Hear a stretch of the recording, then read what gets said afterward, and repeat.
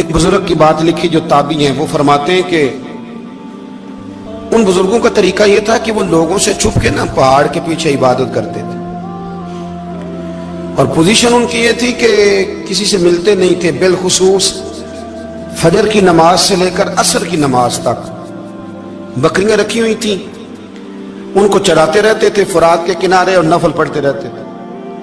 اس وقت کو ملنے بھی نہیں آتا تھا۔ ایک شخص بڑی دور سے ان کی شہرت سن کے آیا، میں نے تو ملنا ہے۔ لوگوں نے کہا وہ اس وقت نہیں ملتے، ناراض ہوتے ہیں۔ اس نے کہا اللہ کا بندہ ہے نا، ناراض ہو بھی جائے گا تو لمبا ناراض رہے گا نہیں، اللہ والے جلدی راضی ہو جاتے ہیں۔ پہنچ گئے۔ اب وہ بابا جی نماز پڑھ رہے تھے تو کہتے میں نے عجیب منظر دیکھا کہ بابا جی فرات کے کنارے نماز پڑھ رہے ہیں اور ایک بھیڑیا ان کی بکریوں کی حفاظت کر رہا ہے۔ سبحان اللہ۔ کہتے میں حیران رہ گیا کہ بھیڑیا تو بکریاں کھایا کرتا ہے اور یہاں چرا رہا ہے۔ کہتے میں جب گیا تو بابا جی نوافل میں مشغول تھے، مجھے دیکھ کے کہنے لگا اس وقت کیوں آئے؟ میں نے کہا حضور اگر آئے گیا ہوں تو پھر مہربانی کرے قبول فرما لیں۔ میں بیٹھ گیا تو میں نے کہا حضور یہ بھیڑیا بکریاں چرا رہا ہے، بھیڑیا اور بکریے کی صلح کب سے ہو گئی؟ تو فرماتے ہیں لمبی تقریر نہیں، ہلکا سا جملہ۔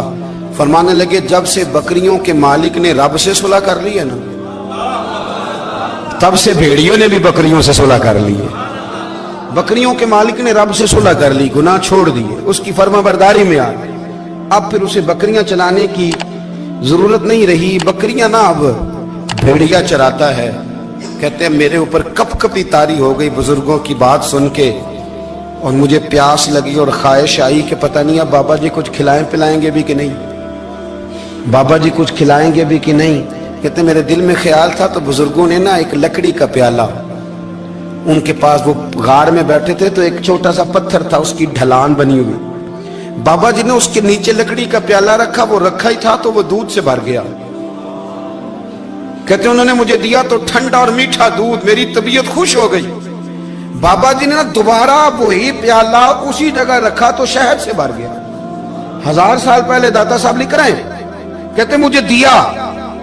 میں نے فوراً کہا، میں نے کہا حضور یہ دودھ تو گائیں بھینس دیتی ہے، پہاڑوں سے تو نہیں نکلا کرتا، اور شہد تو شہد کی مکھیاں دیتی ہیں، پتھروں سے تو نہیں نکلتا، یہ آپ کہاں سے نکال رہے ہیں؟ تو کہتے ہیں وہ قرآن مجید پڑھنے لگے۔ وَإِذِ اسْتَسْقَى مُوسَىٰ لِقَوْمِهِ، جب موسیٰ کی قوم نے ان سے پانی مانگا، فرمانے لگے موسیٰ کی نافرمان قوم پانی مانگے، حضرت موسیٰ پتھر پہ ڈنڈا مارے تو اللہ وہاں سے 12 چشمے جاری کر دے۔ جو رب حضرت موسیٰ کی نافرمان قوم کے لیے پتھر اور پہاڑوں سے چشمے نکال دیتا ہے نا، وہ محمد عربی کے غلاموں کے لیے پتھر اور پہاڑوں سے دودھ اور شہد بھی نکال دیا کرتا ہے۔ وہ بزرگ کہنے لگے بس بات یہ ہے کہ آج بھی ہو اگر ابراہیم کا ایمان پیدا تو آگ کر سکتی ہے انداز گلستاں پیدا۔ کہنے لگا حضور پھر میرے لیے بھی دعا کریں۔ آپ فرمانے لگے پھر دعا نہ کرا تو مدینے والے کی غلامی شروع کر، تو نبی کریم کی غلامی شروع کر، تو رسول پاک کی غلامی شروع کر۔ ایک بات علم، پھر فرمایا اللہ رسول سے محبت، پھر فرمایا حضور کی غلامی۔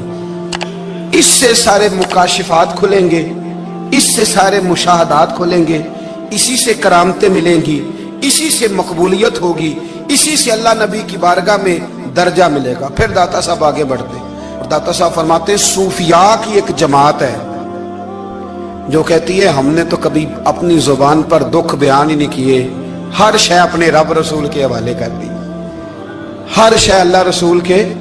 اور داتا صاحب کہتے ہیں کچھ ایسے بھی ہیں جو دعا بھی نہیں مانگتے، لوگوں کے لیے مانگتے ہیں، اپنے لیے نہیں مانگتے۔ آپ دعا کیوں نہیں مانگتے؟ تو کہتے ہیں اللہ کو تو پتہ ہی ہے ہمیں کیا چاہیے، اسے تو پتہ ہی ہے۔ ایک بزرگ کی بات لکھی ہے داتا صاحب نے، میری جماعت میں نا مزاج ہے کرامتوں کا، مجھے وہ ساری باتیں بھی آتی ہیں کہ ایک بندہ کراچی سے آیا، داتا صاحب حاضری دی تو اس کی لاٹری نکل آئی، یہ بھی مجھے آتی ہے، لکھی پڑھی ہے میں نے، کتابوں میں ہے یہ بھی۔ ایک بندہ، یہ ساری باتیں نا آتی ہیں کرامتوں میں، بڑی ساری چیزیں لوگ بیان کرتے ہیں کہ میں وہاں آیا اور میں نے حاضری دی تو موج لگ گئی، یہ ساری باتیں آتی ہیں۔ ہمارے پرانے بزرگ اور بھی قصے سنایا کرتے تھے، ساری ہمیں چیزوں کا پتہ، پر جو عنوان ہے نا وہ حضرت شیخ ابو نور کہتے ہیں کہ ایک بندہ داتا صاحب کے مزار پہ گھوم رہا تھا، داتا 10 روپے دے، 10 روپے دے، 10 روپے دے، تو ایک بندہ بڑی دیر سے اسے دیکھ رہا تھا، وہ کہنے لگا داتا نے تجھے کیا دینا ہے، ادھر آ میں دوں۔ اس نے 10 دیے، بندہ بڑا حسین تھا، ہنس پڑا، کہنے لگا داتا تیرے بھی صدقے جاؤں، دن آنے لگا تو منکر سے ہی دلوا دیے، جو نہیں مانتا اسی سے دلوا دیے۔ وہ بڑا پریشان ہوا، میں اور چکر میں تھا، اس نے میرے اوپر ہی جڑ دی ہے بات۔ کہنے لگا داتا تیرے صدقے جاؤں۔ تو یہ ساری باتیں کتابوں میں موجود ہیں، لوگوں نے اپنے اپنے مشاہدات جو جس کے ساتھ پیش آیا اس نے بیان کیے ہیں۔ بہت ساری باتیں قابل بیان ہیں، پر جو عنوان ہے میں اس پہ رہنا چاہتا ہوں۔ داتا صاحب رحمت اللہ علیہ فرماتے ہیں ہماری تعلیمات ہیں کہ اپنے دکھ درد دنیا داروں سے بیان نہیں کرنے، سوال کا دروازہ لوگوں کے سامنے کھولنا اللہ والوں سے کہیں گے کبھی کہنا ہوگا تو دنیا داروں سے کہنا۔ کہتے ہیں کہ شیخ احمد نام کے بزرگ تھے، ساری زندگی کسی کو کام نہیں بتایا، ساری زندگی بڑی مشکلات آئیں، پر کبھی اپنی ذات پر سوال کا دروازہ نہیں کھولا۔ ایک ایسی مشکل آئی کہ جو حل ہی نہیں ہوتی تھی، کسی نے ان پر کوئی الزام لگا دیا۔ ابو مسلم نام کا ایک بادشاہ تھا، اس کی حکومت تھی، اس نے پکڑ کے قید میں ڈال دیا۔ اب قید میں ہیں، جرم لگ گیا ہے، فرد جرم عائد ہو گئی ہے، جیل میں ہیں۔ لوگ کہنے لگے حضرت جی اپنی صفائی میں کچھ کہیں، اور ماننے لگے ساری زندگی بندوں سے کچھ نہیں کہا، اللہ رسول کو پتا ہے میں بے گناہ ہوں، مجھے کہنے کی ضرورت نہیں۔ داتا گنج بخش علی حجویری نے لکھا ہے، داتا صاحب کہتے ہیں تو یقین کامل تو پیدا کر، تو ایمان تو پختہ کر۔ داتا صاحب کہتے ہیں وہ ابو مسلم جو بادشاہ تھا وہ نیک آدمی تھا، اسے رات کو خواب میں نبی کریم کی زیارت نصیب ہوئی، اور حضور سید عالم صلی اللہ علیہ وسلم فرمانے لگے تو نے اللہ کا ایک نیک بندہ جیل میں ڈال دیا، ڈر نہیں آتا، وہ تو بے گناہ ہے۔ بادشاہ آدھی رات کو خود اٹھا، دادا صاحب فرماتے ہیں کسی گارڈ کو نہیں بھیجا، پولیس والے کو نہیں بھیجا، جیلر سے نہیں کہا، خود گیا، جا کے جیل کا دروازہ کھولا، دروازہ کھول کے اس درویش کو آزاد کیا، کہنے لگا بابا جاؤ مجھے پتا چل گیا بے گناہ ہے۔ بابا جی سلام کر کے جانے لگے تو بادشاہ پھر آگے آیا، ہاتھ باندھے، ہاتھ چومے، کہنے لگا حضور آپ بڑے نیک ہیں، میرے لیے کوئی حکم ہو تو بتائیے گا، میرے لائق کو خدمت ہو تو بتائیے گا۔ تو شیخ احمد فرمانے لگے تجھے ابھی بھی سمجھ نہیں آئی، تجھے ابھی بھی نہیں سمجھ آئی؟ کہنے لگا حضور کیا؟ فرمانے لگے جو تہجد کے وقت تجھے اٹھا کے مجھے رہا کرنے بھیج سکتے ہیں وہ میری کوئی ضرورت باقی رہنے دیں گے؟ مجھے کوئی ضرورت پڑے گی کسی اور کو کہنے کی؟ جو تہجد کے وقت تجھے اٹھا کے بھیجتے ہیں کہ جا کھول جا کے دروازہ، وہ ضرورت رکھیں گے میری؟ ضرورت مجھے رہے گی کہ میں تجھے اور کوئی کام؟ ابھی بھی تجھے سمجھ نہیں آئی؟ تو داتا علی حجویری رحمت اللہ علیہ فرماتے ہیں اصل میں ہماری طبیعت ہے، ہم نے بندوں سے دل لگا لیا ہے، دل اللہ رسول سے لگاؤ، کسی بندے سے لگانا تو اس سے لگاؤ جو اللہ والا ہو۔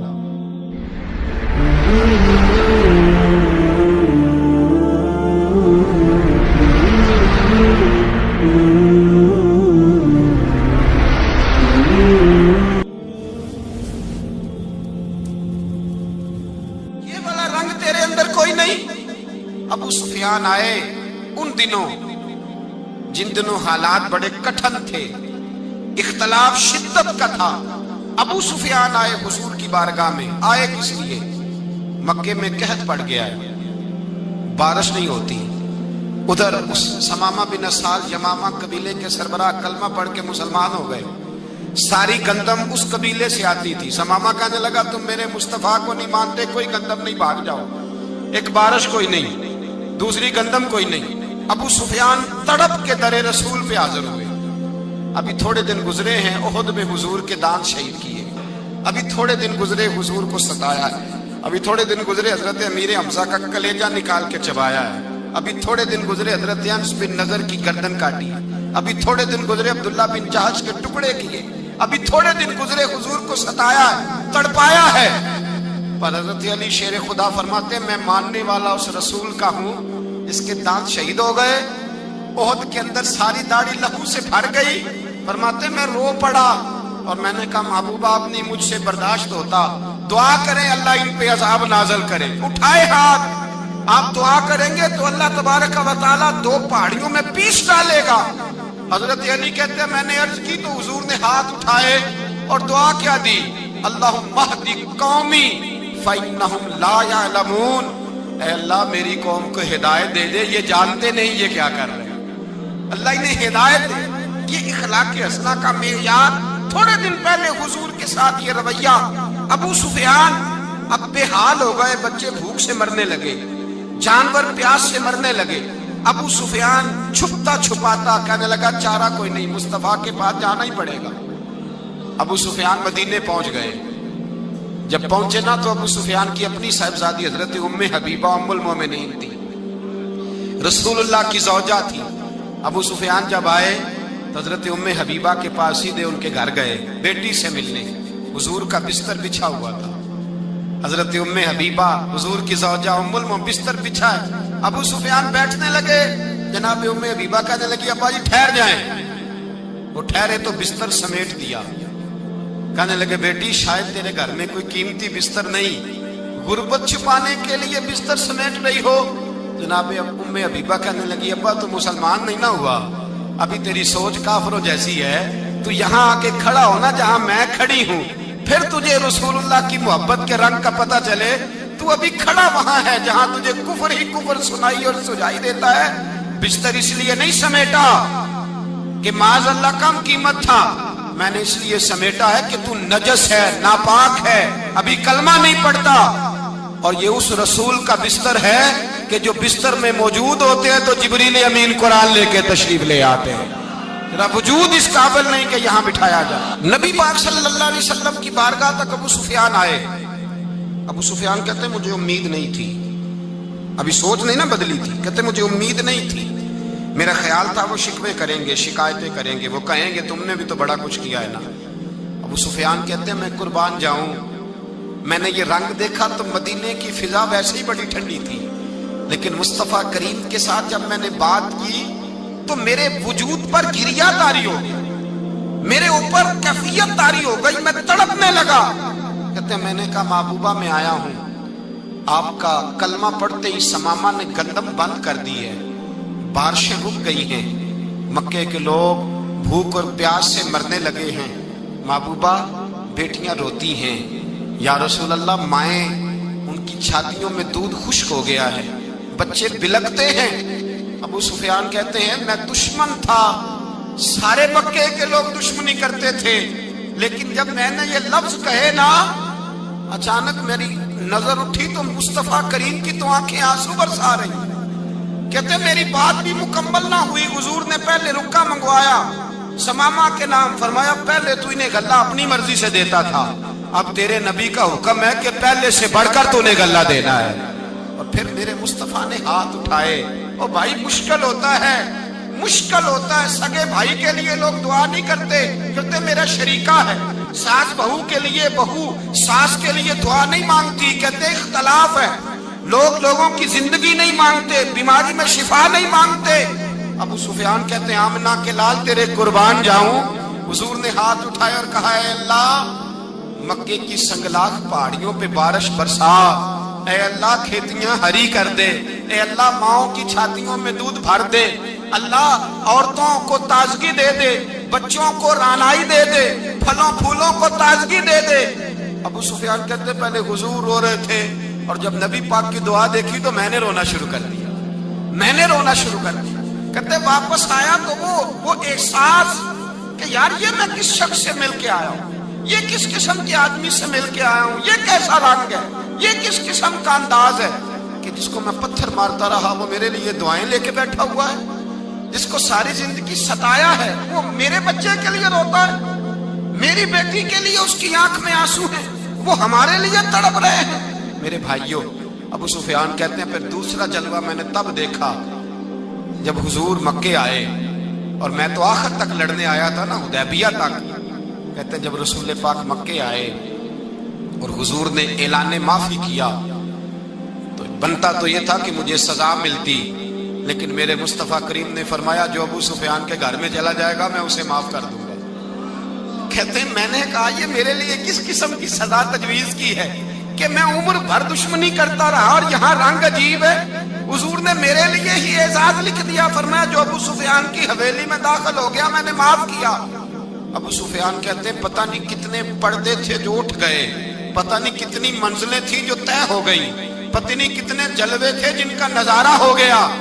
और मैंने गौर से चेहरा देखा तो मेरी आंखों से पट्टी उतर गई। اور مجھے عبداللہ کے یتیم بیٹے کے پیچھے محمد رسول اللہ کے جلوے نظر آنے شروع ہو گئے۔ اخلاقی قدریں جب موجود رہتی، یہاں تو لوگ مرے ہوئے شخص کو مارتے ہیں، یہاں تو سڑک پر کتنی گراوٹ ہے اور کتنا گر گیا ہے، اخلاق ان لوگوں کا ایکسیڈنٹ ہو گیا ہے، ٹرین کی پٹری سے اتر گئی ہے، چیخو پکار ہے، آہیں ہیں، تڑپنا ہے، رونا ہے، سسکیاں ہے، ماں کا بازو کٹا ہے پر وہ چیختی ہے ذرا میرے بیٹے کا پتہ کرو، باپ کی آنکھوں میں ریت پڑ گئی ہے پر وہ تڑپتا ہو میرا بیٹا تھا، چیخو پکار ہو رہی ہے۔ پر ظلم ہے اس قوم کا کہ جو بچانے والے آئے ہیں وہ پہلے آتے ہی ان کی جیبیں ٹٹول رہے ہیں، ان کے بٹوے دیکھ رہے ہیں، گری ہوئی عورتوں کے، یہ آپ اٹھا کر دیکھیے اخبارات، عورتوں کے گری ہوئی عورتوں کے کانوں سے بالیاں نوچی گئیں اور ان کے کان تک کٹ گئے۔ یہ اس قوم کا حال ہے۔ اقبال کہتے ہیں جنہیں آتا نہیں دنیا میں کوئی فن تم ہو اور بیچ کھاتے ہیں جو بزرگوں کا کفن تم ہو۔ تم وہ لوگ ہو جو کفنوں پہ سودے کرتے ہو، جو قبروں پہ سودے کرتے ہو۔ یہ لوگ تجارتیں کرتے ہیں، اخلاقی پستی کا یہ عالم کہ لوگ قبروں پہ سجدے کرتے ہیں، بیٹے بیچ کے دہیز خریدتے ہیں۔ غریب کی بیٹی روز تڑپتی ہے، روتی ہے، روز سسکیاں لیتی ہے کہ کہاں سے وہ دروازہ کھلے گا جب میں بھی جب سہاگن ہوں گی، جب میرا باپ بھی عزت کے ساتھ مجھے رخصت کرے گا۔ اور غریب آدمی بیٹی کی شادی کے بعد اتنا دکھی رہتا ہے، وہ بھی کم ہی لوگ جانتے ہیں، وہ بھی وہی لوگ جانتے ہیں جو اس منظر سے گزرتے ہیں۔ ہمارا اخلاقی معاملہ اس قدر زیادہ تباہی کا شکار ہے۔ میرے مصطفیٰ کریم سید عالم نور مجسم صلی اللہ علیہ وسلم جذبات کا خیال رکھتے، احساسات کا خیال رکھتے، تصورات کا۔ او بھائی، اس سے بڑا اخلاق کا مظاہرہ کہاں سے لینے جاؤ گے؟ کہ آمنہ کے لال فرماتے ہیں میرا دل کرتا ہے نماز لمبی پڑھاؤں، نماز اللہ کی نماز، دل کرتا ہے لمبی نماز پڑھاؤں، میں لمبی لمبی سورتیں تلاوت کروں، میں کھل کے رب کریم کا قرآن پڑھوں، میں اللہ تبارک و تعالیٰ کے قرآن مجید کے ذائقوں میں کھو جاؤں۔ لیکن حضور فرماتے ہیں نماز میں کسی بچے کے رونے کی آواز آتی ہے، کسی بوڑھے کی ہائے کی آواز آتی ہے، کسی بیمار آدمی کی ہائے کی آواز آتی ہے۔ نبی پاک فرماتے ہیں میں اللہ کی نماز چھوٹی کر دیتا ہوں، اللہ کے بندوں کا خیال کرتا ہوں۔ میں رب کی نماز چھوٹی کر دیتا ہوں، رب کریم کے بندوں کا خیال کرتا ہوں۔ خدا کے بندے تو ہیں ہزاروں، بنوں میں پھرتے ہیں مارے مارے، میں اس کا بندہ بنوں گا جس کو خدا کے بندوں سے۔ میرے حبیب کریم سید عالم صلی اللہ علیہ وسلم نے فرمایا اللہ کریم نے بندے کو، مخلوق کو پیدا کرنے سے پہلے جو تحریر سب سے پہلے لکھی تھی نا، اللہ نے اپنے پاس جو جملے سب سے پہلے لکھے تھے بندے بنانے سے بھی پہلے، وہ فکرے یہ تھے کہ ان رحمتی سبقت اعلی غضبی۔ رب کریم نے لکھا تھا بے شک میری رحمت زیادہ ہے، میرا غضب زیادہ نہیں ہے۔ اس نے لکھا تھا کہ میری رحمت ہمیشہ میرے غضب پر غالب رہے گی۔ پہلا رب نو یار دا شوق ہویا،